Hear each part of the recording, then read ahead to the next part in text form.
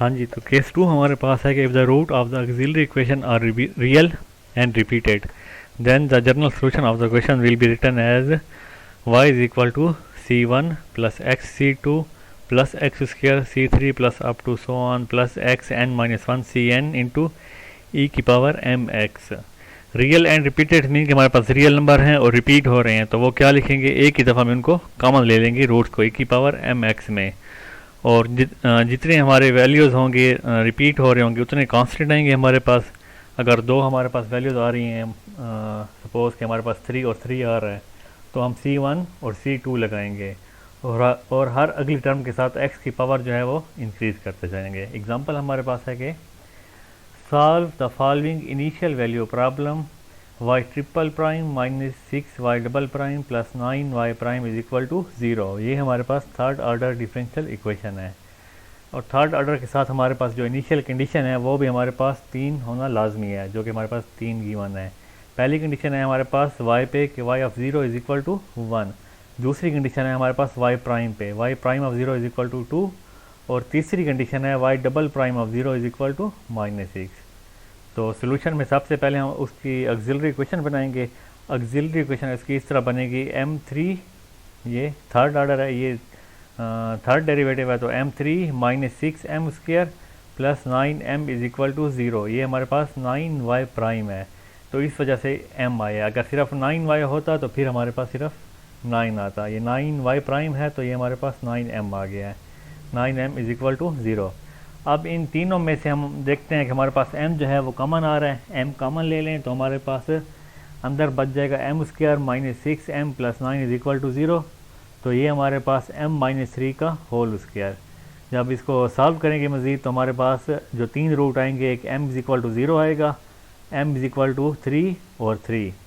अब हमारे पास जो रूट्स हैं वो रिपीट भी हो भी रही हैं और नहीं भी हो रहे। क्यों? एक हमारे पास 0 आ रहा है, फिर जो नेक्स्ट दो रूट हैं वो हमारे पास 3 और 3 रिपीट हो रहे हैं। तो जनरल सोल्यूशन उसका किस तरह लिखेंगे हम, y is equal to C1 e की पावर 0x, ये हमारे पास 0 के लिए आ गया, plus C2 plus x C3 into e की पावर 3x। ये जो 2 दफ़ा आ रहा है, 2 दफ़ा आ रहा है, ये हम इसको सिर्फ एक दफ़ा लिखेंगे ई की पावर 3x में। और उसके साथ जो मल्टीप्लाई हो रहे हैं दो कांस्टेंट C1 और C2, और फिर C2 हमारे पास सिंगल आएगा और C3 के साथ हमारे साथ x आएगा। मज़ीद इसको सिंप्लीफाई कर लें तो y is equal to C1, क्योंकि e की पावर 0 हमारे पास 1 हो जाएगा, तो y is equal to C1 plus C2 plus x C3 into e की पावर 3x। ये हमारे पास होगा इक्वेशन 1। अब इनिशियल कंडीशन हमारे पास जो हैं वो देखें, y पे है, y प्राइम पे है और y डबल प्राइम पे है, तो ये y वाली इक्वेशन तो हमारे पास ये आ गई। अगली जो दो कंडीशन है y प्राइम और y डबल प्राइम, इसी इक्वेशन का हम फाइंड आउट करेंगे। तो differentiating equation 1 with respect to x we have, तो उसको डिफरेंशिएट करें पहली दफ़ा तो हमारे पास ये आएगा y prime is equal to 3c2 plus C3 plus 3x C3 into e की पावर 3x। C1 हमारे पास कांस्टेंट है, इसका हो जाएगा 0। अब C2 plus x C3 into e की पावर 3x, यहाँ पे हम प्रोडक्ट रूल लगाएंगे। ठीक हो गया, ये हमारे पास हो जाएगी इक्वेशन सेकंड।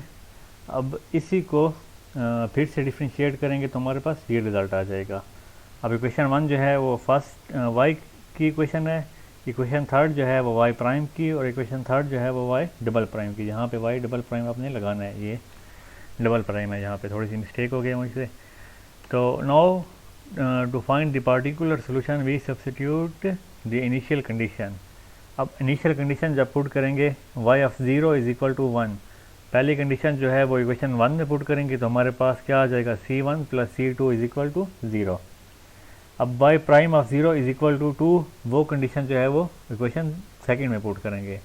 उसको पुट करने के बाद हमारे पास आ जाएगा 3C2 plus C3 is equal to 2। y double prime of 0 is equal to -6, तो उससे हमारे पास 9C2 plus 6C3 is equal to -6। ये हमारे पास इक्वेशन थर्ड से आ गया। y ऑफ 0 मीन्स कि x 0 है और y हमारे पास 1 है। y prime of 0 is equal to 2 means कि x 0 है और y प्राइम जो है वो हमारे पास टू है। इसी तरह y double prime of zero is equal to -6 means कि हमारे पास एक्स जो है वो 0 है और वाई डबल प्राइम जो है वो -6 है। Now solving the above 3 equation we obtain, इनको जब हम सॉल्व करेंगे तो सॉल्व आप लोगों ने खुद करना है कि किस तरह सॉल्व करते हैं। तो C1 हमारे पास आ जाएगा -2, C2 जो है वो हमारे पास 2 और C3 जो है हमारे पास -4। अब इन इक्वेशन को पुट करें इन वैल्यूज़ को पुट करें कि इसमें इक्वेशन 1 में ये वाली C1, C2 और C3 की जो वैल्यूज़ आ गई हैं वो इस इक्वेशन 1 में पुट करते हैं। तो हमारे पास क्या रिजल्ट आ जाएगा, y is equal to -2 plus e⁻3x into 2 -4x। तो ये हमारे पास इसका पार्टिकुलर सोल्यूशन हो गया। पार्टिकुलर सोल्यूशन जब इनिशियल कंडीशन गिवन हो तो हमारे पास इनिशियल कंडीशन पुट करने के बाद जो सोल्यूशन होता है वो हमारे पास होता है पार्टिकुलर सोल्यूशन। जब इनिशियल कंडीशन नहीं गिवन तो हमारे पास जनरल सोल्यूशन, ये हमारे पास इक्वेशन 1 जो है ये हमारे पास जनरल सोल्यूशन है। अगर कोई इनिशियल कंडीशन गिवन है तो ये हमारे पास पार्टिकुलर सोल्यूशन। नेक्स्ट एग्जांपल हमारे पास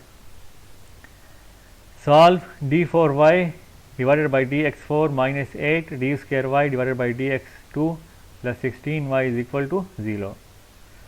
तो auxiliary equation will be written as, auxiliary equation क्या हमारे पास होंगी, m4 -8m² plus 16 is equal to 0। Auxiliary equation की उम्मीद है कि आपको समझ आ गई होगी कि m4 जो है ये इसका 4th ऑर्डर डेरिवेटिव है, m² जो है वो इसका 2nd ऑर्डर है और y जो है हमारे पास सिंगल y है तो इस वजह से 16 लिखा है। पीछे मैंने जो है ये 9y प्राइम था, y प्राइम था तो इस वजह से m लगाया था। अब ये सिंगल हमारे पास y है तो यहाँ पे हमारे पास m नहीं लगेगा, कांस्टेंट वैल्यू आएगी सिर्फ 16 इज इक्वल टू 0। इसको मज़ीद सॉल्व करें तो हमारे पास m² -4 का होल स्क्वायर बन जाएगा। तो m² -4 इज इक्वल टू 0 और m² -4 इज इक्वल टू 0। तो m is equal to +-2 and m is equal to +-2। तो यहाँ जो है हमारे पास वैल्यूज़ रिपीट हो रही हैं, दो वैल्यू दो दफ़ा रिपीट हो रही हैं। एक +2 जो है वो भी 2 दफ़ा रिपीट हो रहा है और -2 जो है वो भी 2 दफ़ा रिपीट हो रहा है। तो जनरल सोल्यूशन इसका क्या होगा, y is equal to C1 plus XC2 into e⁻2x। ये 2x जो है ये पॉजिटिव जो 2 है उन दो वैल्यूज़ के लिए है। नेक्स्ट हमारे पास आ जाएगा plus C3 plus XC4 into e⁻−2x। ये हमारे पास -2 जो रिपीट हो रहा है ये उनके लिए। तो ये हमारे पास जनरल सोल्यूशन आ गया गिवन डिफरेंशियल इक्वेशन का। यहाँ पे हमारे पास इनिशियल कंडीशन नहीं है गिवन तो मज़ीद आगे इसको सिंप्लीफाई नहीं करते।